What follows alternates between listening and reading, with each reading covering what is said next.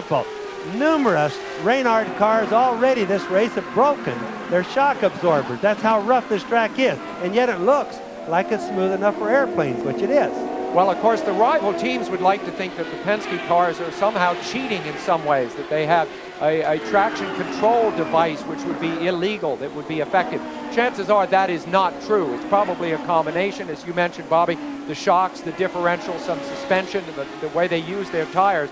But it is tempting if you're a rival of the Penskes to think, boy, they must have some widget, and I wish I had that widget too. They're not doing it, Sam. I was given the job by you and Paul this week. Check that out, and I've come to the conclusion that the only way that you can do a traction control is to measure the front tire to the engine or the rear tire to the engine or to each other.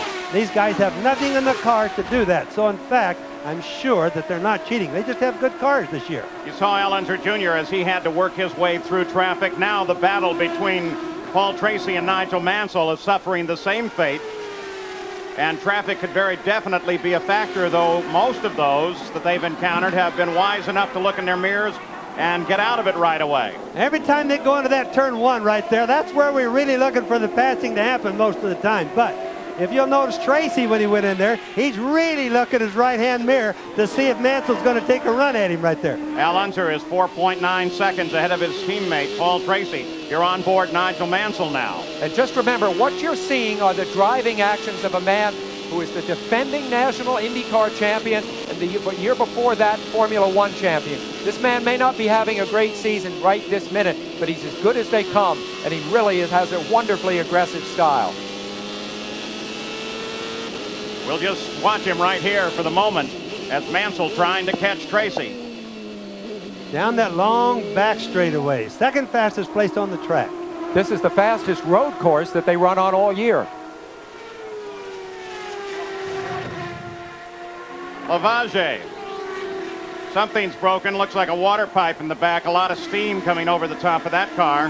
That probably means an engine went, Paul, and it got into the water. That's really an expensive type of a brake. Unplug your helmet there. There you go. This is the car that Buddy Lazier usually drives. He's not missing much today. Back at the front, Al Unser Jr. Nearly 5 seconds ahead of his nearest rival. Exactly the same pattern that he established at Portland 2 weeks ago. There's the leader coming through over in the East End. Second place is Paul Tracy. And Nigel Mansell right on top of him. You can notice that Nigel is running a little bit tighter line than Tracy is.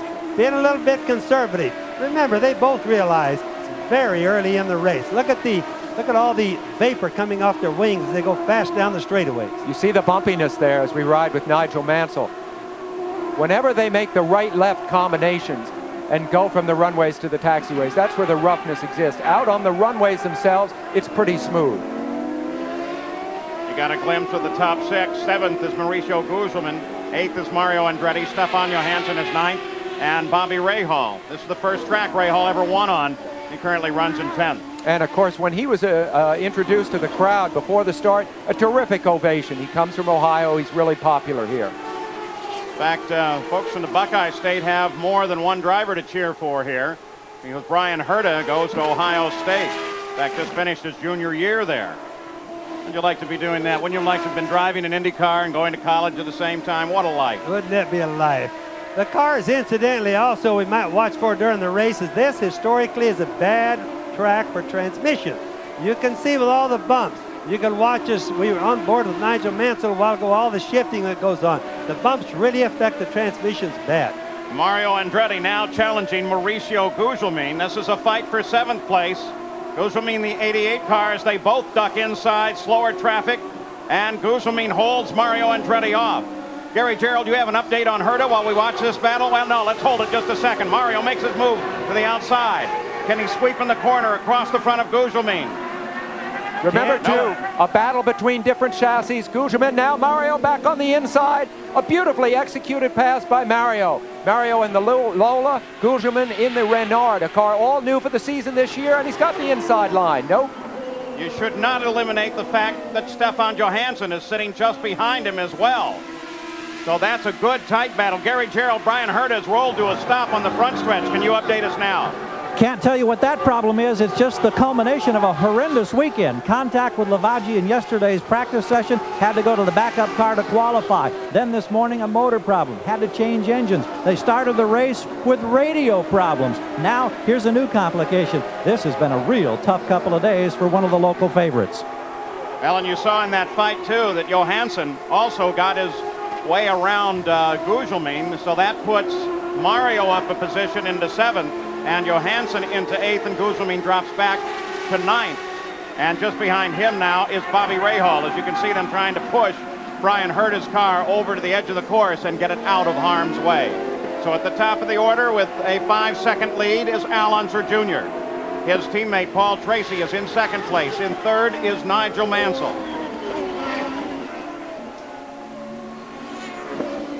And the battle with Mario Andretti and the rest has broken off for the moment.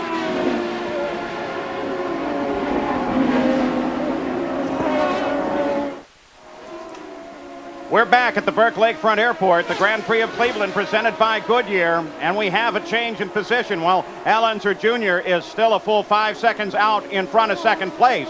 The new 2nd place, as you see there, is Nigel Mansell. Paul Tracy has been pushed back to 3rd. Mansell was able to get around using the traffic. And there is Dominic Dobson, who spun in the first turn, so the yellow flags are out at the start-finish line.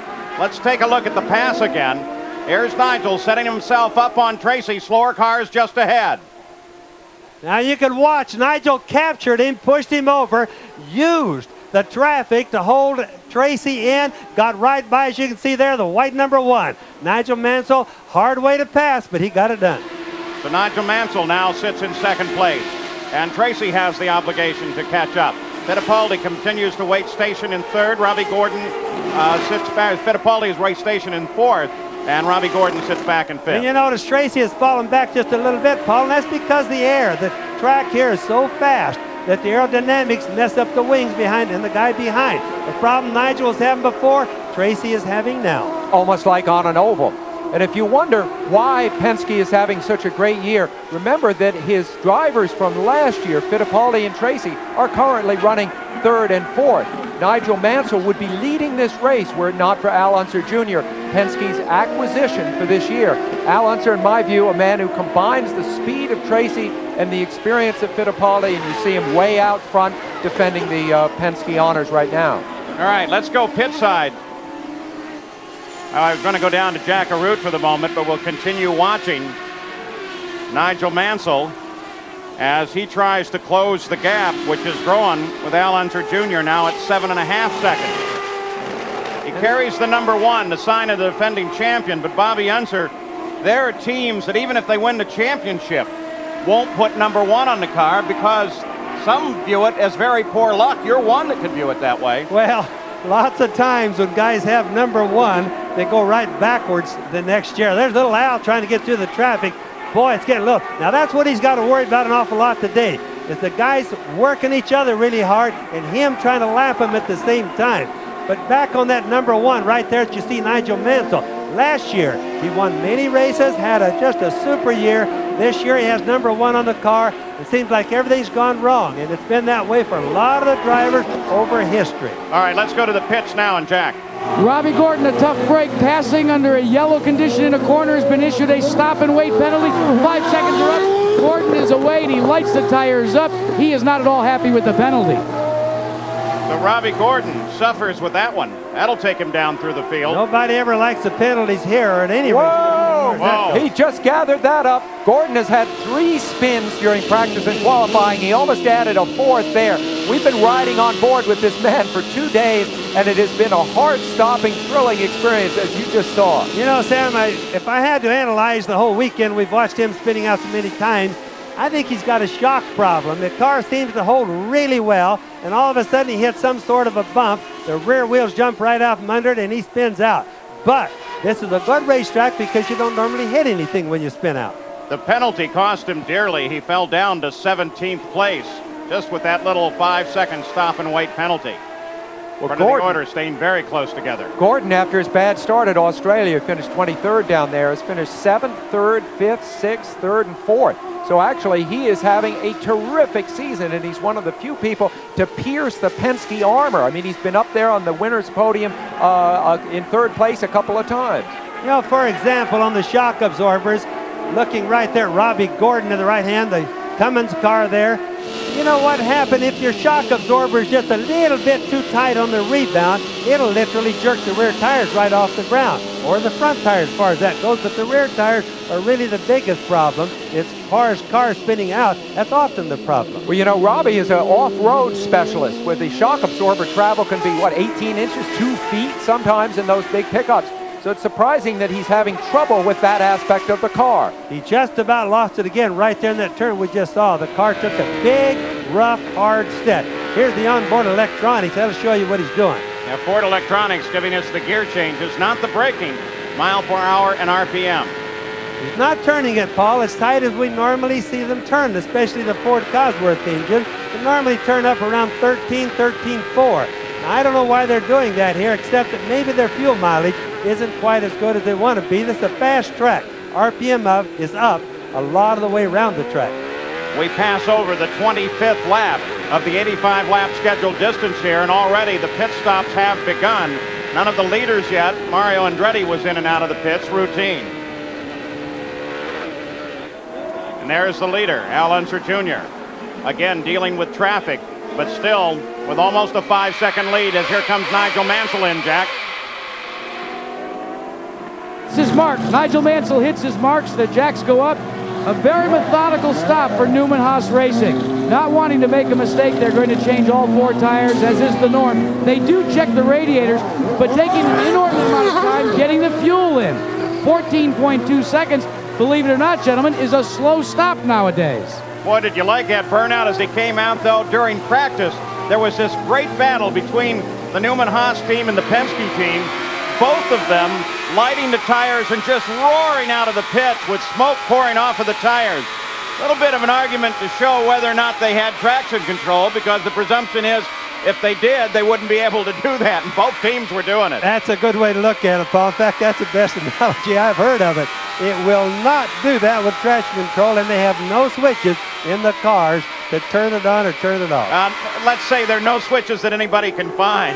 Let's take a look at he comes out of the pits here and lights them up. Another good way to get the rears hot. Also a good way to get the car sideways. Gee, you'd think we were at an NHRA. Well, you know, ironically, it's easier on the drivetrain, the axles, the transmissions, if they bust them loose like that, than back a few years when they tried to get out without busting them loose, because when they slip that bad, there's nothing really binding that hard. Back to the pits, a report from Gary Gerald. On the pit wall, Bobby Rahal. Was it a motor problem, Bobby? Yeah, it just lost all its oil pressure and, you know, started to vibrate. It's too bad the car was handling beautifully, and we were just sort of able to hang on to the lead guys, but, you know, sometimes you'll get this. I understand there may be a new version available by Michigan. Well, we're even maybe hoping earlier than that. You know, my feeling is we've got to go for it no matter what, and, you know, just disappointed today. Thanks, Bob. We've got to go. Pit stops, Jack Arute. And Gary, Al Unser Jr. is the first of the Team Penske cars to come in. His teammate Paul Tracy now will dart directly in front of him. Now, they're not going to make any changes on Al Jr.'s car. Their work is almost completed. In the interim, as Al